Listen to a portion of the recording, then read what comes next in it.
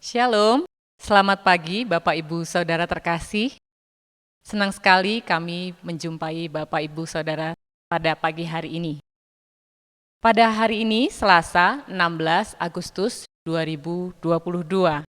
Mari kita mengawali ibadah kita dengan menyanyi lagu dari PKJ 263, Yesus Kristus Kehidupan Dunia.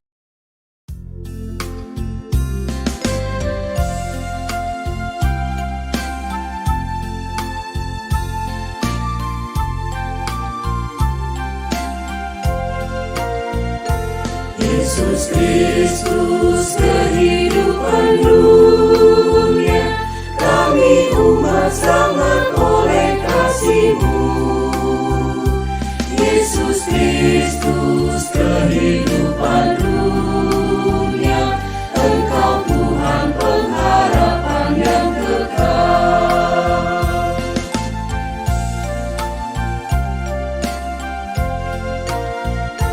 Yesus Kristus kehidupan dunia, kami umat sangat oleh kasih-Mu. Yesus Kristus kehidupan dunia, sempurnakan karya hamba-hamba-Mu.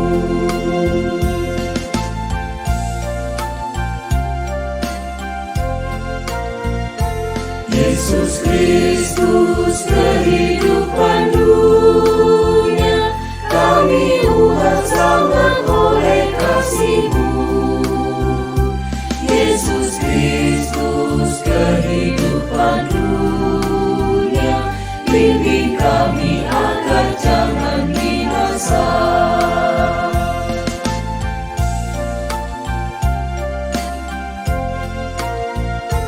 Yesus Kristus kehidupan dunia, kami umat sangat oleh kasih-Mu. Yesus Kristus kehidupan dunia, karuniakan kedamaian yang penuh.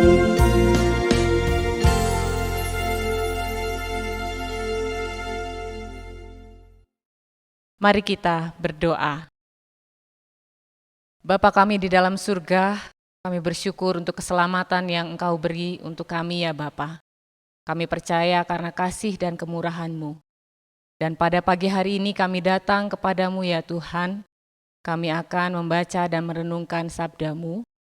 Kami memohon Roh Kudus memimpin setiap kami, agar kami boleh mengerti dan memahami apa yang kami baca dan kami renungkan. Melalui hamba-Mu, Bapak Pendeta Dwi Santoso yang akan menyampaikan kebenaran sabda-Mu, kiranya Engkau mengurapinya, agar firman yang disampaikan boleh memberkati setiap kami. Terima kasih Tuhan. Di dalam nama Tuhan Yesus kami sudah berdoa. Amin. Bapak Ibu, bacaan firman Tuhan pada pagi hari ini terambil dari Kisah Para Rasul pasalnya yang ke-7, ayat 54 sampai dengan ayat 60. Kisah Para Rasul ayat 54 sampai dengan ayat 60. Ketika anggota-anggota Mahkamah Agama itu mendengar semuanya itu, sangat tertusuk hati mereka. Maka mereka menyambutnya dengan gertakan gigi. Tetapi Stefanus yang penuh dengan Roh Kudus menatap ke langit lalu melihat kemuliaan Allah dan Yesus berdiri di sebelah kanan Allah. Lalu katanya, sungguh aku melihat langit terbuka dan Anak Manusia berdiri di sebelah kanan Allah. Maka berteriak-teriaklah mereka dan sambil menutup telinga serentak menyerbu Dia. Mereka menyeret Dia keluar kota, lalu melemparinya. Dan saksi-saksi meletakkan jubah mereka di depan kaki seorang muda yang bernama Saulus. Sedang mereka melemparinya, Stefanus berdoa. Katanya, "Ya Tuhan Yesus, terimalah rohku." Sambil berlutut ia berseru dengan suara nyaring, "Tuhan, janganlah tanggungkan dosa ini kepada mereka." Dan dengan perkataan itu, meninggallah ia. Amin. Bapak Ibu, Saudara yang terkasih, saya memberikan judul renungan kita pada saat ini yaitu BTP. BTP itu singkatan dari bertahan di tengah penderitaan. Bapak Ibu, Saudara yang terkasih, hari ini pandemi masih ada. Sekalipun situasinya sudah menuju ke arah endemi, tetapi pandemi sesungguhnya masih ada. Dan berbagai kisah yang menyedihkan, yang menimbulkan penderitaan, kita masih ingat bersama. Ada sisa-sisa kisah penderitaan umat manusia yang disebabkan pandemi.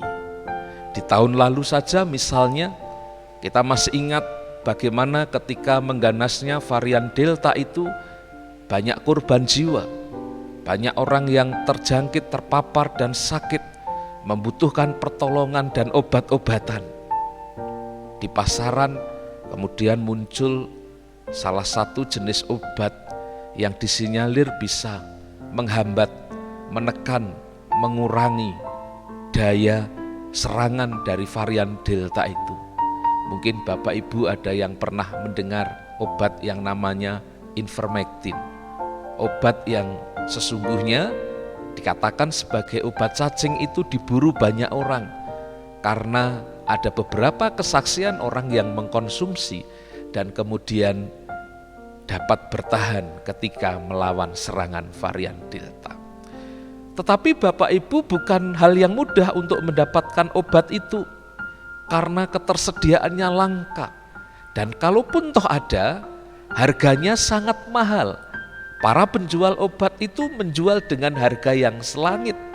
Di tengah-tengah penderitaan sesamanya, mereka tetap ingin meraup untung yang besar. Maka benar ibarat peribahasa yang mengatakan mereka menari di atas penderitaan orang lain.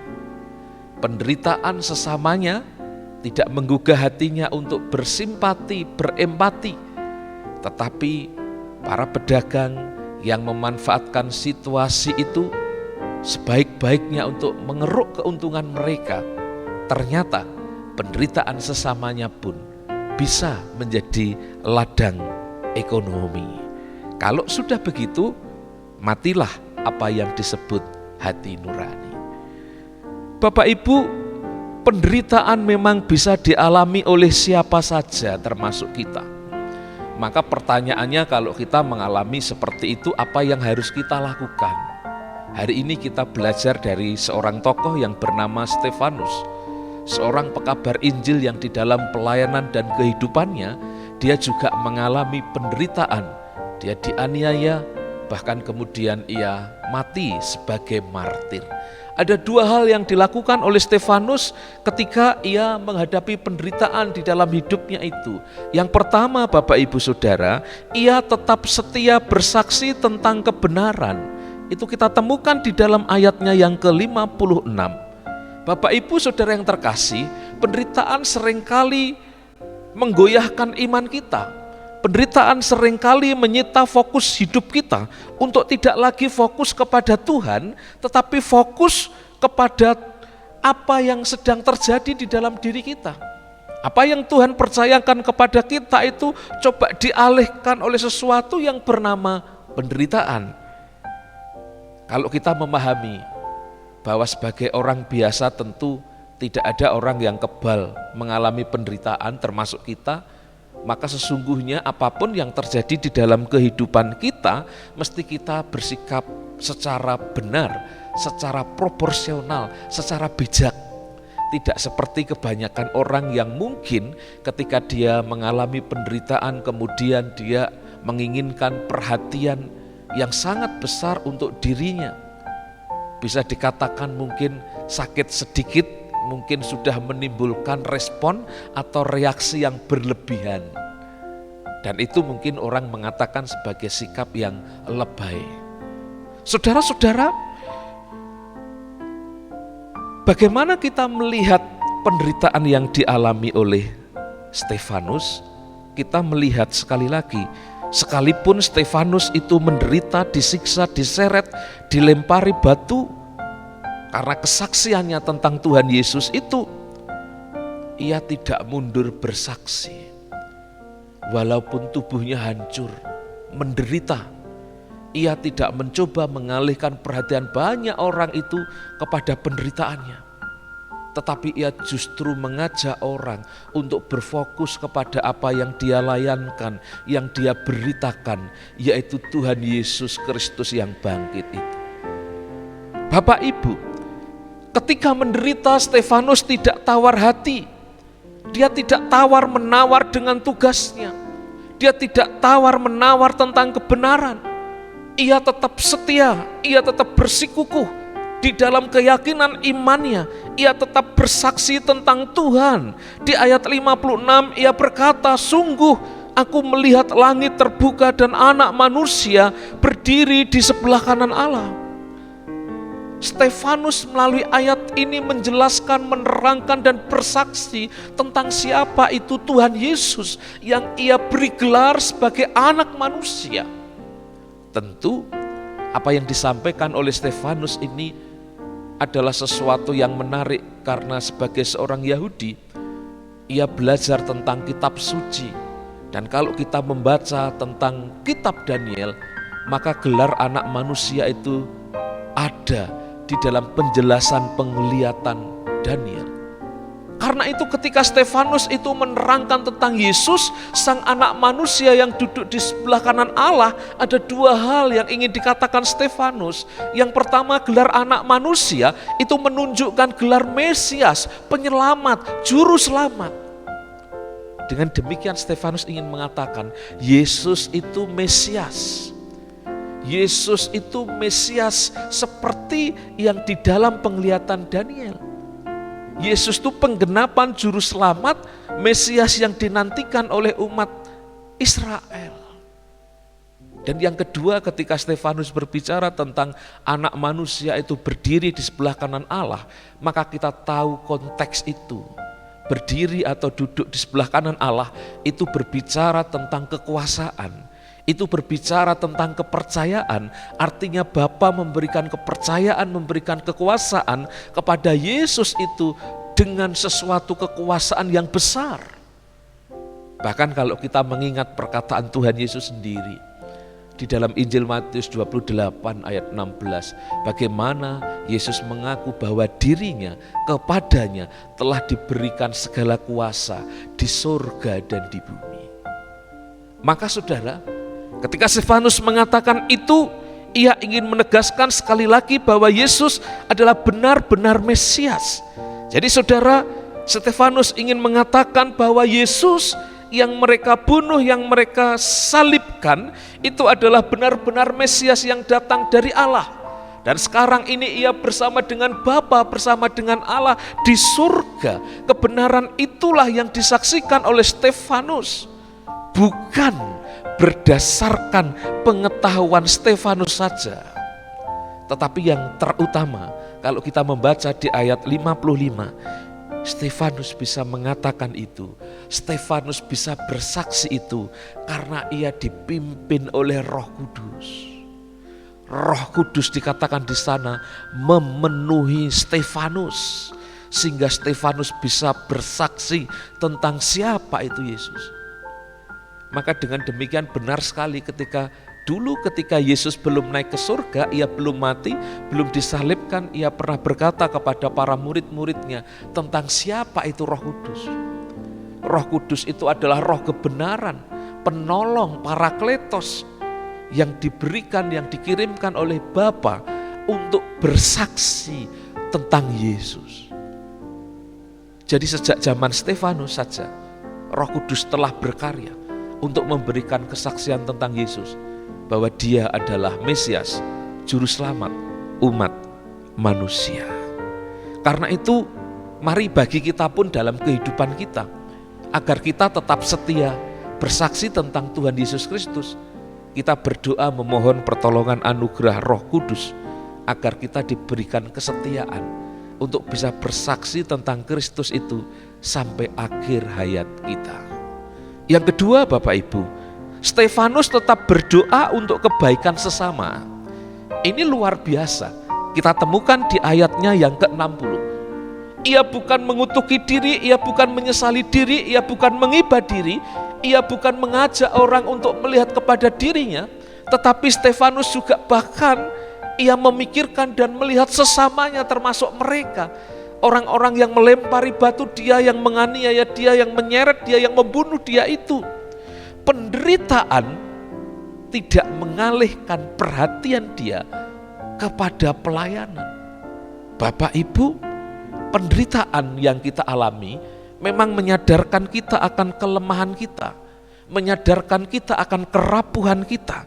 Maksudnya bahwa siapapun kita bisa mengalami penderitaan. Kesadaran tentang siapa diri kita itu membuat hidup kita mengandalkan Tuhan. Tetapi juga kesadaran tentang penderitaan itu membuat kita juga berfokus kepada sesama kita. Bahwa sesama kita pun mereka perlu mendapatkan pertolongan. Bahwa kehidupan ini, Bapak Ibu, tidak semata-mata berbicara tentang saya, tentang saudara, tentang kita. Tetapi kehidupan ini berbicara tentang Tuhan yang memakai kehidupan kita, termasuk di tengah-tengah penderitaan. Di tengah-tengah penderitaan, sakit penyakit atau penderitaan yang lain, kita terkadang menemukan pengalaman rohani, pengalaman spiritual yang subjektif bersama dengan Tuhan, baik untuk diri kita maupun untuk orang lain. Saya ingat juga kisah yang lain. Ada seorang yang bernama Kemi Walker. Di dalam kesaksian yang ia sharingkan, yang sudah dibukukan, berjudul Keajaiban Memberi. Seorang yang menderita multiple sclerosis, sebuah penyakit yang membuat ia mengalami autoimun. Ada kerusakan saraf tulang belakangnya, dan itu membuat ia masuk keluar rumah sakit di usianya yang masih muda. Dia menjadi patah semangat karena sakit yang ia derita. Sampai suatu ketika kemudian ia bertemu dengan guru spiritualnya. Guru spiritualnya mengatakan, kamu jangan dikungkung, jangan dikuasai oleh keadaan kerapuhanmu yang begitu menyita kehidupanmu. Berpikirlah positif tentang kebaikan dan lakukanlah itu.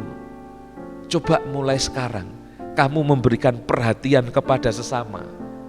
Selama 29 hari cobalah engkau memberi tanpa henti. Dan ajaib Bapak Ibu, akibat dia memberikan perhatian, berbagi kebaikan kepada sesamanya itu, bukan saja pekerjaan dan rumah tangganya yang membaik, tetapi kesehatannya juga berpulih. Ia tidak lagi bergantung kepada obat-obatan pereda atau penghilang rasa sakit. Apa yang ia berikan, apa yang ia perhatikan, apa yang ia bagikan, apa yang ia persembahkan kepada orang lain, itu ternyata tidak hilang, tetapi kembali kepada dia di dalam bentuk yang lain. Kita melihat apa yang dialami Stefanus di sini juga demikian. Di tengah ancaman kematian, penderitaannya, dia tidak berfokus kepada dirinya.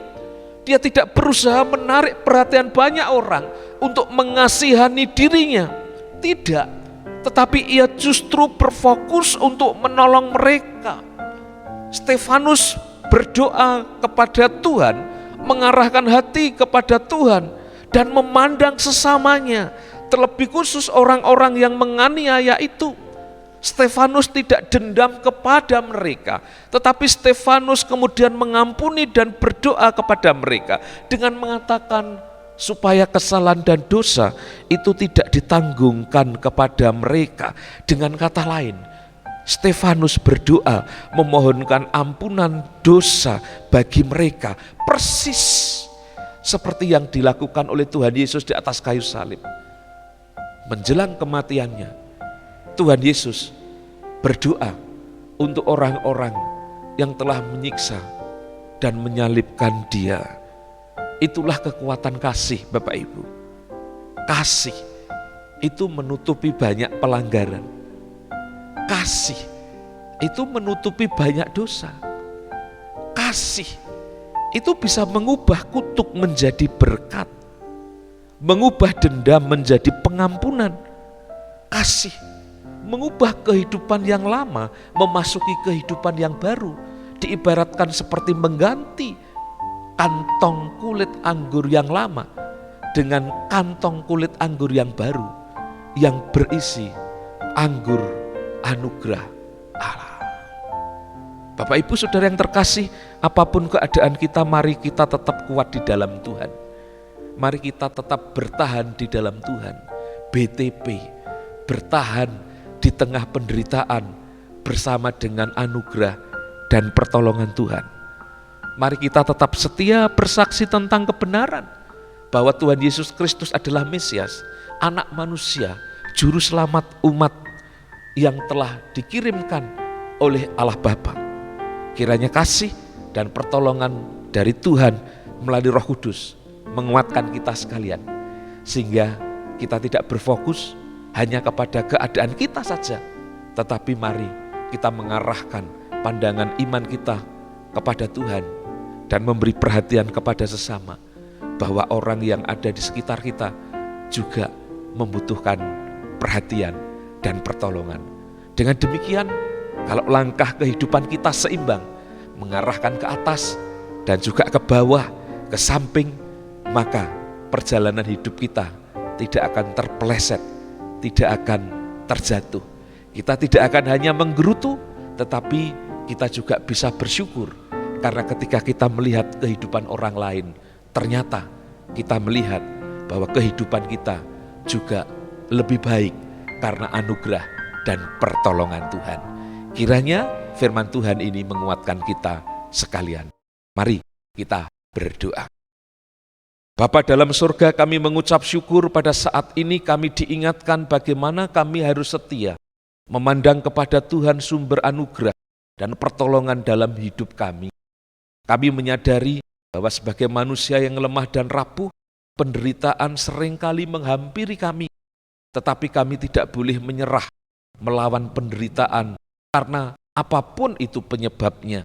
Karena kami memiliki Tuhan, kami memiliki Tuhan Yesus yang sanggup mengubah penderitaan itu menjadi suatu situasi yang membuat kami memahami apa maksud Tuhan di tengah-tengah segala penderitaan kami. Tuhan memampukan kami, memberi kekuatan kepada kami untuk kami bisa melewatinya bersama dengan Tuhan. Di dalam kasih Tuhan, Tuhan bisa mengubah kutuk menjadi berkat. Bahkan Tuhan mendatangkan kebaikan atas apapun kelemahan yang dialami oleh setiap kami. Karena itu kami berdoa kepada Tuhan. Kiranya Tuhan menolong memampukan kami untuk bisa memaknai setiap peristiwa kehidupan kami dengan memandang kepada Tuhan. Dan juga Tuhan memampukan kami untuk memandang kepada sesama kami, agar kami pun boleh memiliki empati kepada mereka, sehingga kehadiran dan kehidupan kami benar-benar menjadi saluran berkat bagi orang lain. Kami berdoa untuk seluruh anggota jemaat dan simpatisan, dan setiap orang yang mengikuti ibadah online pada hari ini, kiranya Tuhan memberkati mereka satu persatu. Tuhan mendengarkan doa pribadi mereka masing-masing, Kau mengabulkannya seturut kemurahan dan kehendak-Mu. Karena itu saudara, arahkanlah hatimu kepada Tuhan, dan mari kita memasuki menjalani hari ini dengan penuh dari berkat-Nya, dan karena itu terimalah berkat Tuhan. Kiranya kasih karunia dan damai sejahtera dari Allah Bapa di surga, kasih yang menyelamatkan dan tidak berkesudahan dari Tuhan kita Yesus Kristus, di dalam persekutuan kekuatan dari Roh Kudus akan menyertai kehidupan kita sekarang dan selamanya. Amin. Bapak Ibu, selamat pagi. Kiranya Tuhan memberkati kita sekalian. Salam sehat untuk kita. Shalom.